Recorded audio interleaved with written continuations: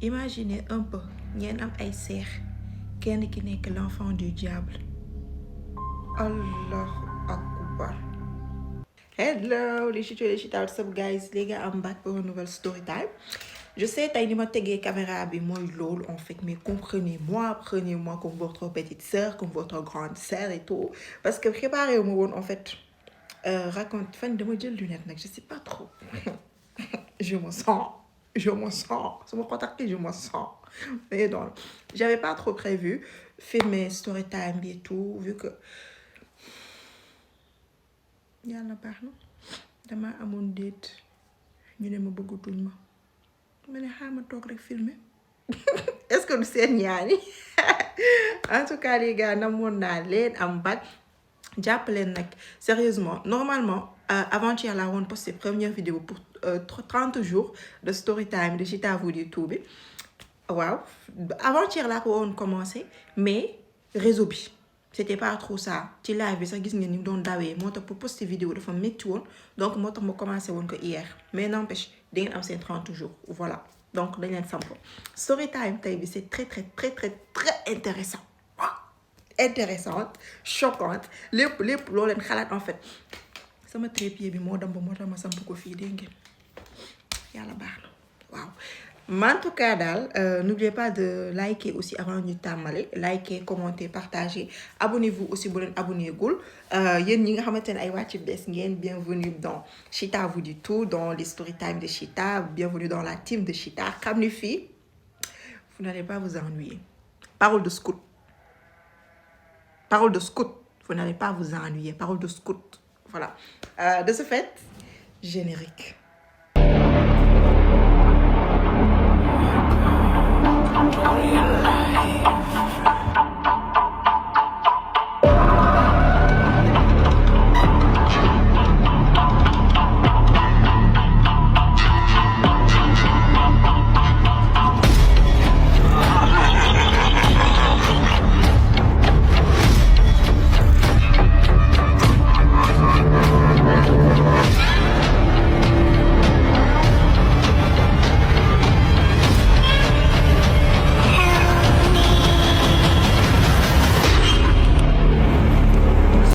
bi ki ko partagé nañ leen ko woowee Fanta les gars ok maintenant dinaa préciser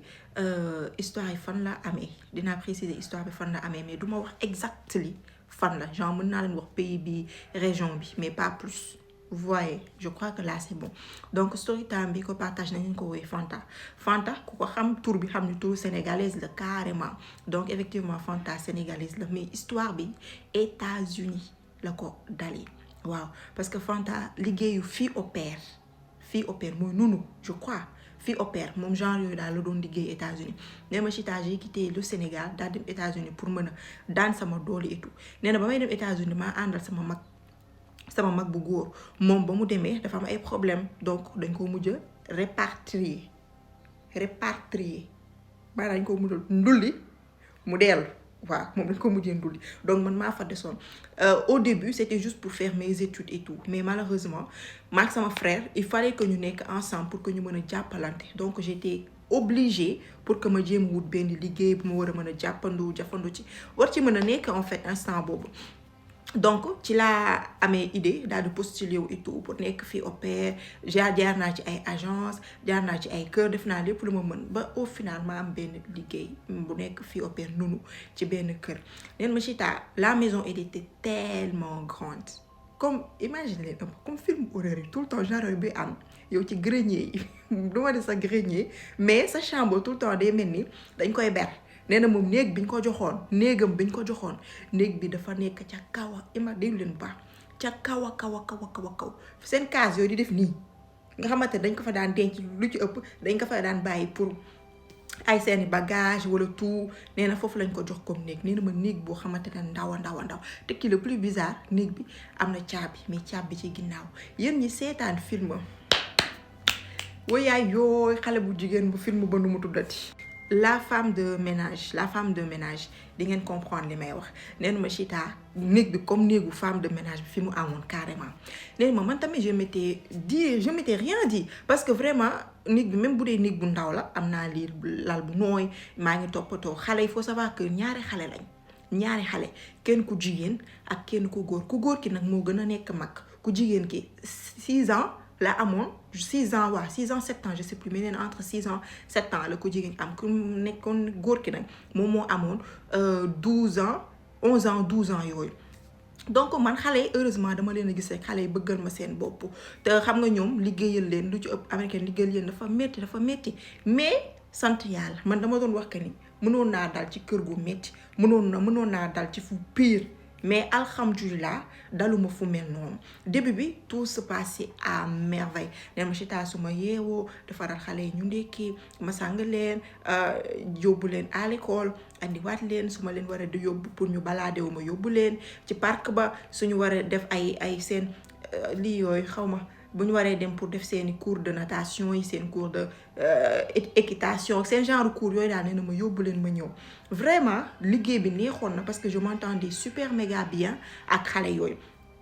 un jour maman bi seen yaay ne ma bon je sais pas trop ba xam tu vas accepter ça mais dama lay bëgg a wax rek parce que peut-être di nga soxla xaalis bi leen baa de peut-être que di nga soxla xaalis mais dañoo bëggoon a woo kenn ku ñu nettoyer kër gi de fond en comble loolu la ñuy wax waaw damay wut kenn ku ñu nettoyer kër gi en fait fépp ruq-ruqaani fépp donc dama doon wax bu dee yow vu que da ngay am temps libre bu xale yi jàngi et tout di nga mën a def ma fay la li ma war a fay kooku wala aussi si c'est trop demandé mën naa wut agence demandé rek xaar ma proposer la ko ma ne ko oui amul benn problème mais Chita ñun au Sénégal on a cette habitude en fait on a cette habitude de nettoyer nos maisons presque tous les dimanches loqati ruq-ruqaan yeeg kaw armoire yi fépp on a habitude bu am nañ ko mais ñoom dafa bëggoon di fay te ba ma ne ko ñaata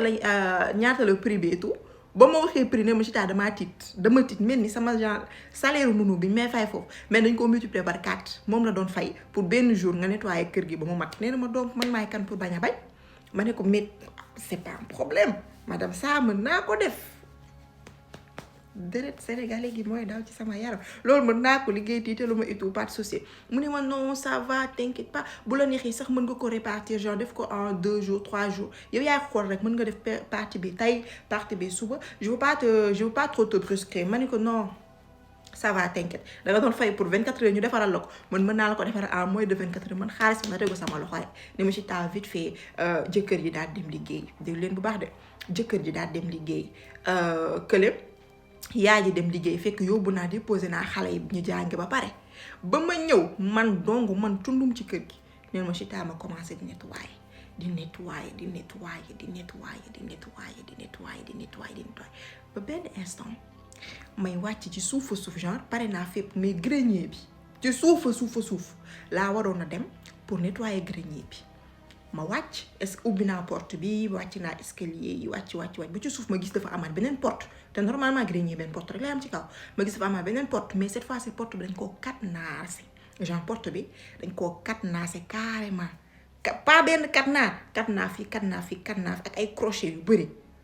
ma ne wax luy lii neen ma Chita luy lii à quel moment dañuy cadenassé benn porte ba mu mel nii carrément à quel moment donc j'étais un peu choquée ma ne ok xaaral ma jug ma woo daam xëy na da koo bàyyi fenn parce que avant ma koy woo wër naa un peu ruq-ruqaan yi pour xool ba xam dafa am fenn fu mu bàyyi clé ou quoi mais gisuma dara donc ci laa ko woo ba ma ko woowee sax mu ne ma qu'est-ce qui arrive aux enfants na pour mu xale yi ñu am problème ma ne ko non désolé waroon naa prévenir d'abord en message avant que ma lay woo juste que dama doon nettoyer fépp pare woon naa grenier bi sax ci laa nekkoon di la laaj mu ne ma non pas le grenier sama déggoon anglais làkk lañ ko ci anglais te mënuma en tout cas daal non not what for grenier non xaw ma lan nen ma daam bi yuuxuma ci téléphone bi pas le grenier pas ma ne comment ça pas le grenier lu nekk foofu yaa quoi là-bas nen mu daam bi ci saas gi mu ne ma non remonte yéegal gaaw nga tëjaat buntu bi non remonte nen ma ne waa après ma ne ko d'accord je suis désolée je savais pas que waruma woon wàcc fii tout parce que ba may ñëw ci kër gi waxuñu ma woon dara te mosuma woon am soxla di wàcc grenier bi donc mosuma ko def. nee na ma Chita ni ma demee parce que ba may wax ak moom téléphone damaa bàyyi woon buntu yëpp ñu te ubbeeku ba pare buntu bi ma naan dafa am ay kanna dafa amaale woon ay crochet te ubbi woon naa crochet ba pare donc ma ne xaaral ma dellu ma tëj crochet yi normalement balaa daam bi après di ñëw di may passé fii benn sale quart d'heure en fait j'ai pas besoin de ça. neen ma Chita ci laa gaawantu ma teg téléphone bi may gaawantu wàcc pour crochet may dem bay crochet nee ma Chita dem naa ba téye crochet bi nii dem bay bëgg crochet dégg ko naan genre kuy grogner nee ma Chita dama dégg kenn kuy grogner ci biir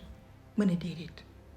non sama imagination la. ma jël sama loxo teg ko ci kaw noonu pour crochet waat genre bi nee bi féetee ci kaw noonu Chita ma déggaat même grognement bi cette fois-ci je savais que grognement bi ci biir la jóge en fait ci biir le grognement bi du jóge.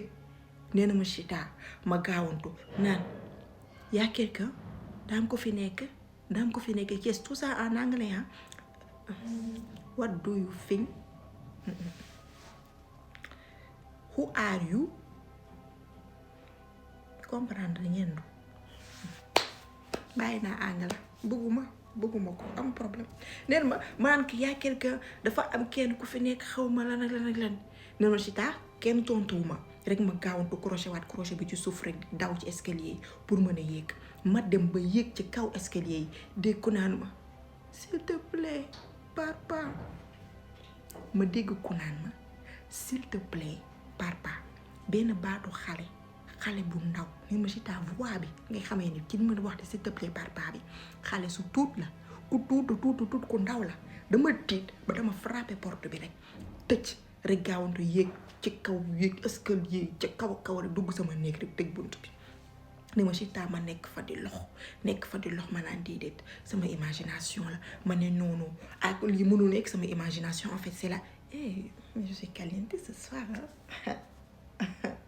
ma taxaw seetu bi lu leen ma ko jàppe leen ma taxaw ma naan loolu mënul nekk sama xel bi naa ça peut pas être ça li ma dégg mënul dama nekkul woon que dama koy gént ou quoi li ma dégg xam naa li ma dégg ni ma Chita ñemewu ma wàcc ba gis sama téléphone genre alarme bi horloge bi sonné pour ma dem récupérer ci xale yi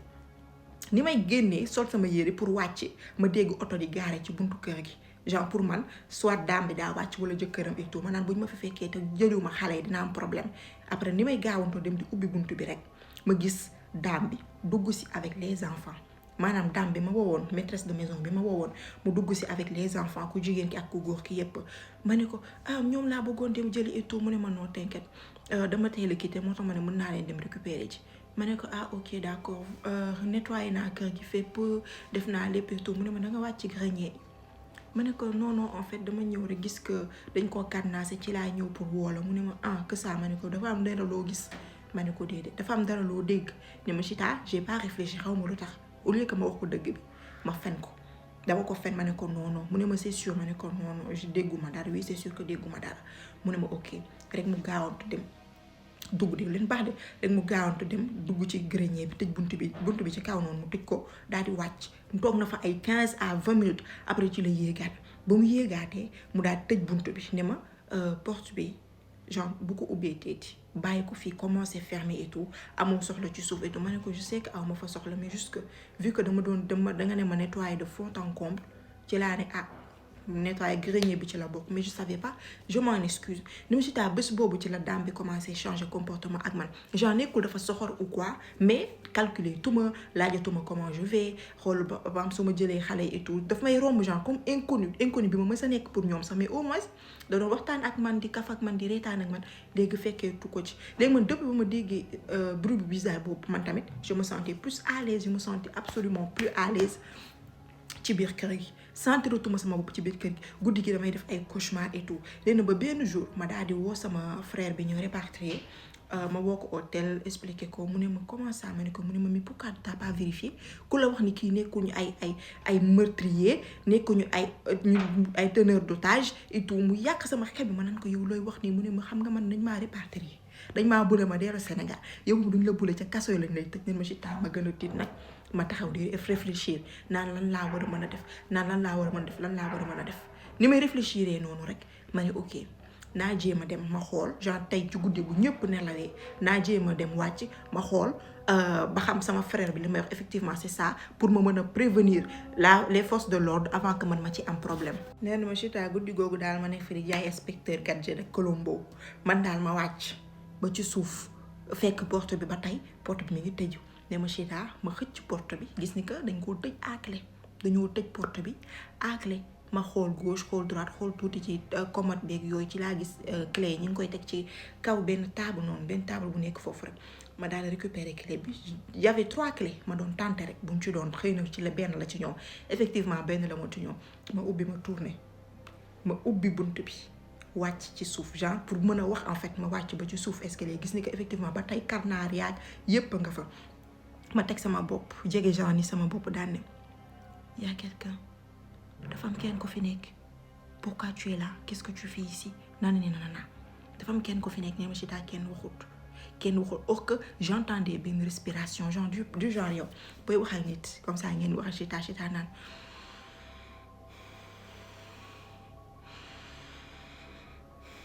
genre may nooy bu fort n'est-ce pas que vous m'entendez you understand voilà nee na ma nekk fa di nooy bu fort xale ba ki fa nekk ci biir lii bi nekk fa di nooy bu fort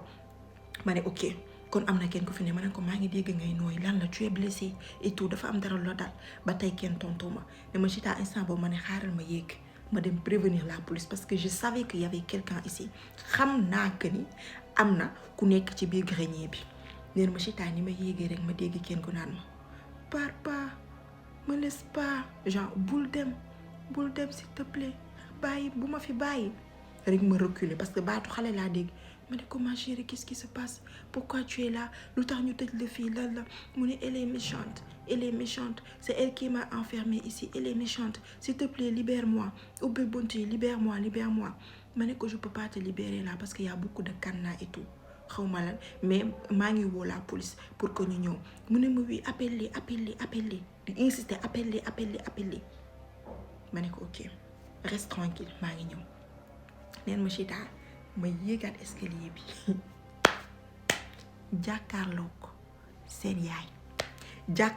ko seen yaay face to face comme ça ma gis ko rek dama tiit ba dama bërëngu ci escalier yi ba wàccaat ba ci buntu bi xale bu jigéen bi nekkoon